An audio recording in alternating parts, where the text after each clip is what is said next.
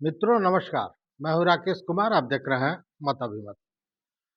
पिछले 4-5 दिनों से बिहार की सियासत में भूचाल आया हुआ था।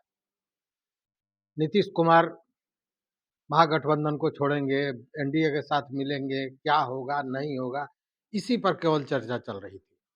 अंततः नीतीश कुमार ने कल रिजाइन किया। फिर एनडीए के साथ उन्होंने अपनी ताकत को दिखाई, राज्यपाल के यहाँ गए और उन्होंने अपने बहुमत के लिए लिस्ट दिया राज्यपाल को। फिर शाम में शपथ ग्रहण समारोह भी हो गया, मतलब सरकार बदल गया। सारे लोग जो बिहारी हैं, बिहार के राजनीति से मतलब रखते हैं, ताल्लुकात रखते हैं, समझना चाहते हैं, वो सारे लोग इन्हीं समाचारों में लगे हुए थे। लेकिन पूरा एक वर्ग बिहार का कल भी इसी बात की चिंता में लगा हुआ था कि शिक्षा विभाग के अपर मुख्य सचिव के पाठक का क्या होगा। कई प्रश्न थे। के पाठक रहेंगे, के पाठक का ट्रांसफर होगा, के पाठक छोड़ के चले जाएंगे, के पाठक मतलब जो शिक्षा विभाग है उसके मंत्री कौन होंगे, मंत्री की चलेगी कि नहीं चलेगी, ये तमाम सवाल पूछे जा रहे थे। आज भी वही लगातार स्थिति बनी रही।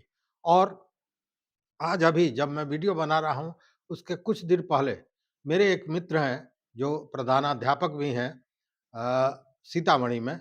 उन्होंने रिंग किया और उन्होंने कहा कि के पाठक हटा दिए गए क्या, हट गए क्या? तो हमने पूछा कि भैया ऐसा तो कोई बात नहीं है। तो नहीं नहीं, के पाठक हट गए, ऐसी हमको समाचार मिली है। तो मैं इसके पीछे पड़ा, ऐसी कोई बात नहीं है। लेकिन ये सवाल तो तैर रहा है कि के पाठक का क्या होगा?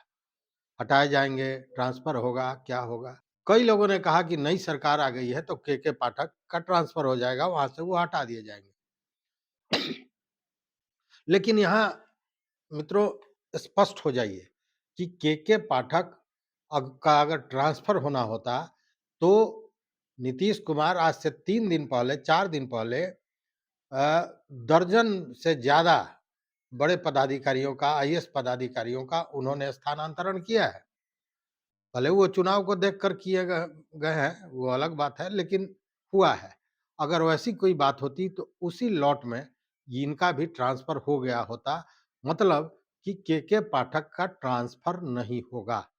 गाँठ बाँध लेने की ज़रूरत है कि के पाठक का ट्रांसफ़र तत्काल अभी नहीं होने जा रहा है।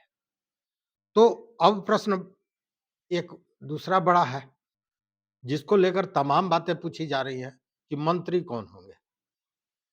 मंत्री का उनके साथ बैठेगा कि नहीं तालमेल? मंत्री की बात वो सुनेंगे कि नहीं? तमाम बातें फिर आना शुरू हो गई हैं। तो सबसे पहले मैं बता दूँ कि शुरुआती दौर में मंत्री पद जो था वो जदयू के पास था और विजय चौधरी जी उसके मंत्री हुआ करते थे, शिक्षा मंत्री। विजय चौधरी आए, उसके बाद उन्होंने कम समय में ही अ, एक गुणवत्तापूर्ण मतलब जो सिस्टम है, सिस्टम में एक अच्छा परिवर्तन लाने का उन्होंने प्रयास किया था और निश्चित रूप से सराहा जा रहा था उनके काम को। लेकिन फिर महागठबंधन के सरकार के बाद जब सरकार आई, तो शिक्षा मंत्री बनाए गए, शिक्षा विभाग जो है वो चला गया राजद की के पास और राजद ने शिक्षा मंत्री बना दिया प्रोफेसर चंद्रशेखर को।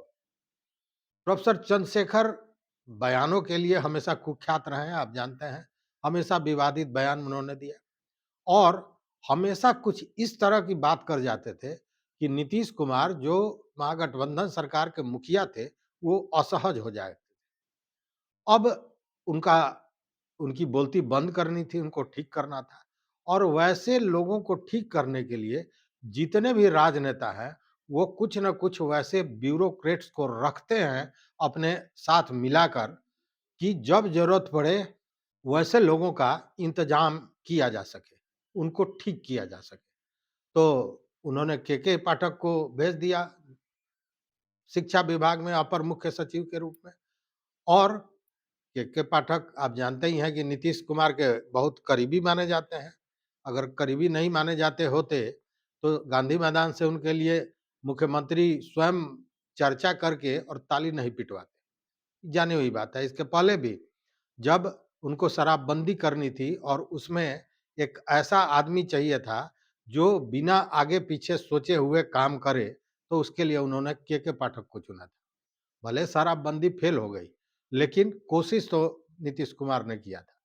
तो यहाँ भी कोशिश की गई थी। यहाँ वहाँ शराबबंदी का मामला था, यहाँ मुँहबंदी का मामला था कि मुँह ना खोलें प्रोफ़ेसर चंद्रशेखर। उन्होंने बिठा दिया फिर दोनों में तल्खी हुई। आप जानते हैं कि मंत्री और पदाधिकारी के बीच में कोई तालमेल नहीं रहा, एक-दूसरे को देखने के लिए तैयार नहीं थे और मंत्री को फ़ॉरगो करके जो पदाधिकारी है, डायरेक्ट अपना डिसीजन लेना शुरू कर दिया। मंत्री की कहीं कोई बन नहीं रही थी। महीनों तक मंत्री ऑफ़िस नहीं गए थे। बाद में फिर ये छुट्टी पर गए और मंत्री को हटा दिया गया।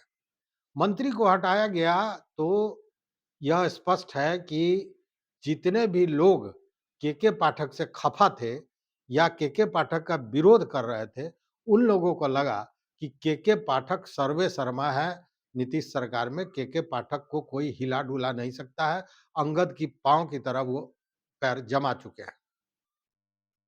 उसके बाद फिर जो घटनाक्रम है आप जानते हैं, लगातार झंझट चलता रहा, वो हटाए गए फिर बाद में आलोक मेहता लाए गए।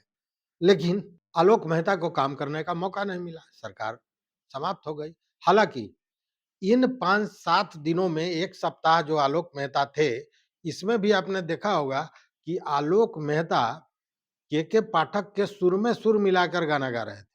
मतलब उनमें भी कहीं हिम्मत नहीं थी कि के पाठक का विरोध करें, जबकि वो राजद के नेता थे।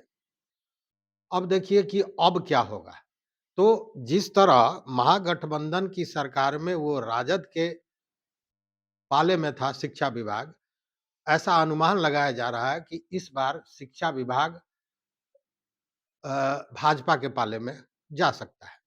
लेकिन एक और भी चर्चा आ रही है वो ये कि शिक्षा विभाग एक ऐसा विभाग है जिसमें नौकरियां दी जा रही हैं और पिछली बार जो नौकरियां दी गई लाखों की संख्या में शिक्षा विभाग द्वारा, तो उसमें अब जब उप मुख्यमंत्री तेजस्वी यादव अलग हो गए हैं, सरकार से बाहर हो गए हैं, तो वो अपने कृति को गिनाने में ये कह रहे हैं कि हमने जो वादा किया था उस हिसाब से लाखों की संख्या में हमने नौकरियां दी। क्योंकि हमने चुनाव के पूर्व वादा किया था लोगों को कि मैं जब आऊँगा तो 10 लाख नौकरियाँ दूँगा। तो मैंने लगभग 5 लाख लोगों को नौकरियाँ दी हैं विभिन्न विभागों में। वो स्वास्थ्य, पर्यटन और शिक्षा की बात कर रहे थे। तो नीतीश कुमार ये नहीं चाहेंगे कि ये उपलब्धि भाजपा के पास चली जाए। इसलिए वो कोशिश करेंगे कि ये विभाग उनके पास रहे। चूँकि शिक्षा विभाग के द्वारा तरह-तरह के कार्यक्रम भी आयोजित किए जाते हैं, जो आम आदमी को नज़र आता है और नेता क्या चाहता है? नेता चाहता है कि उसके काम की तरफ जनता तवज्जो करे, उसको देखे और उसकी बड़ाई करे, वाहवाही करे। नेता को बस इसी से मतलब है। तो नीतीश कुमार ये चाहेंगे और भाजपा के पाले में तो ये जाना ही है इसलिए कि महागठबंधन के सरकार में वो जदयू के पास था, एनडीए के सरकार में वो भाजपा के पास मंत्रालय जा सकता है। उस स्थिति में ये अभी कहना मुश्किल है कि कौन है, लेकिन तत्काल अभी जितने भी मंत्री शपथ ग्रहण किए हैं, उसमें एक विजय चौधरी भी हैं जदयू के। लेकिन विजय चौधरी को ऐसा अनुमान लगाया जा रहा है कि वित्त विभाग से अलग नहीं किया जाएगा। इसलिए कि सुशील कुमार मोदी को मंत्रिमंडल में नहीं लिया गया है। अगर लिया जाता तो निश्चित रूप से वो उप मुख्यमंत्री होते, ऐसे चर्चा थी कि सुशील कुमार मोदी को ही उप मुख्यमंत्री बनाया जाएगा और सुशील कुमार उप मुख्यमंत्री अगर बनते तो निश्चित रूप से वित्त विभाग उन्हीं के हाथ में रहता, क्योंकि लंबे समय से उन्होंने वित्त विभाग को देखा था और वैसी स्थिति में विजय कुमार चौधरी शिक्षा मंत्री हो सकते थे। लेकिन अभी चूंकि सुशील कुमार मोदी मंत्रिमंडल में नहीं शामिल हो रहे हैं, उस स्थिति में वित्त विभाग विजय चौधरी के पास ही रहेगा और अभी तत्काल जितने भी विधायक ने मंत्री पद का शपथ लिया है, उनमें से मुझे लगता है कि किसी के पास शिक्षा मंत्रालय को सँभालने की योग्यता नहीं है। तो अब देखना है कि आगे कौन मंत्री बनते हैं। लेकिन ज़्यादा अनुमान ये लगाया जा रहा है कि भाजपा का ही कोई मंत्री होगा या यूँ कहें कि शिक्षा विभाग भाजपा के ही पाले में जाएगा। अब रही कि सरकार बदलने से केके पाठक के सेहत पर क्या असर पड़ेगा? तो निश्चित रूप से केके पाठक के कुंडली के शत्रु घर में 2 चंद्रशेखर थे, वो दोनों चंद्रशेखर नप गए। एक मंत्री महोदय तो पहले ही हटा दिए गए थे और अब तो सरकार भी हट गई और उनका विरोध, खुल के विरोध अगर किसी ने किया था, किसी जिला पदाधिकारी ने, तो वो पटना के डॉक्टर चंद्रशेखर सिंह ने किया था और उनका भी ट्रांसफ़र हो गया। उनको अ, मुख्यमंत्री सचिवालय में विशेष सचिव के पद पर पदस्थापित किया गया है। मतलब एक तरह से उनको भी केके पाठक के लिए नाप दिया गया, उनको भी हटा दिया गया वहाँ से और कपिल शीर्षत अशोक को वहाँ का डीएम बनाया गया पटना का। बहुत सुलझे हुए इंसान हैं, मोतिहारी में एज़ अ डीएम उन्होंने काम किया है लंबे समय तक और बहुत सा वैसा काम किया है, जो एक नज़ीर पेश करता है। तो शीर्षत कपिल अशोक अभी वहाँ चले गए हैं डीएम के रूप में। लेकिन बात हो रही थी कि कब केके पाठक के सेहत पर क्या असर पड़ेगा? तो सेहत पर उनके अब कोई असर नहीं पड़ने जा रहा है, चाहे कोई भी आ जाए। इसलिए कि भाजपा में खुल के उनका अगर कोई विरोध कर रहा था, तो वो थे सुशील कुमार मोदी। अभी 3 दिन, 4 दिन पहले ही उन्होंने एक बयान जारी किया था, जिसमें ये कहा था कि अ, पाठक सुधरने वाले नहीं हैं, वहाँ वो जहाँ भी जिस पद पर रहते हैं, विवादास्पद फैसले के लिए आदती हो गए हैं।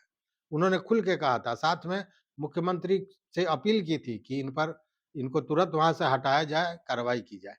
लेकिन अब सुशील मोदी नहीं आ रहे हैं, तो इसका बहुत असर सरकार के बदलने का केके पाठक पर नहीं होने जा रहा है, पहली बात।